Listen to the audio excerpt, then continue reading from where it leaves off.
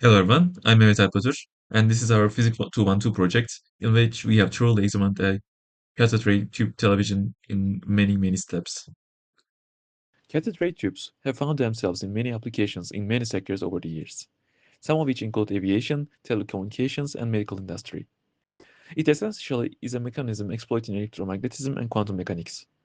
It generates an electron beam by thermoionically heating up the cathode and thus overcoming the work function. In general, because of this, materials with low work functions are commonly used, like tungsten.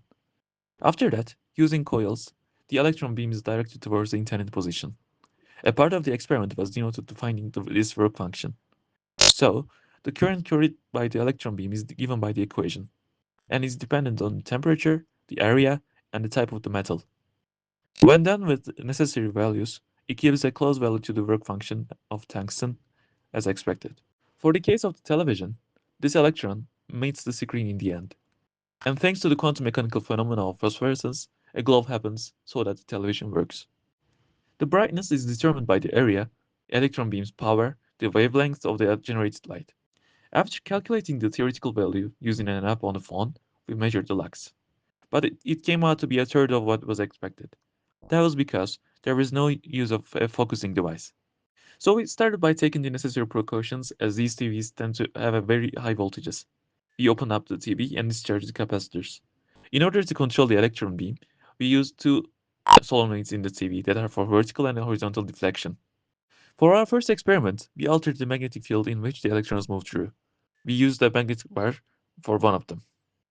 By changing the distance between the bar magnet and the tube, we observed the displacement and compared it to the theory.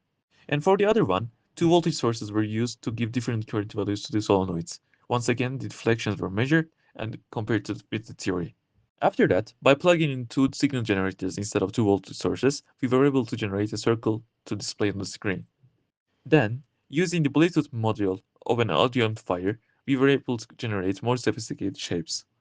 Thanks to a Python program, we displayed a cardioid, a star, and a flower. Then, our aim became to display a word on the screen. It was the word honor. Using a circular function for the letter O, an upside down parabola for N, another parabola for U, and a horizontal and cut parabola for R. But because of the distortions caused by the amplifier, the word came out a little distorted. Then, an oscilloscope's function is implemented using signal generators. Oscilloscopes are widely used electronic devices that demonstrate and allow users to understand the behavior of the waveform truly. A ramp function is sent from the vertical and the function to be observed was sent from the diagonal. There is a requirement that the frequency of the sent waveform is an integer multiple of the frequency of the ramp function, so that there is no distortion. Using this equation, we found that the electron was moving at roughly 8% of the speed of light. That meant there were relativistic effects to be observed. After calculating the gamma, we calculated relativistic changes in mass, momentum, energy, distance, and time. In the end, by investigating such technology, utilizing many aspects of electromagnetism, quantum mechanics, relativity, and engineering, we learned many insights.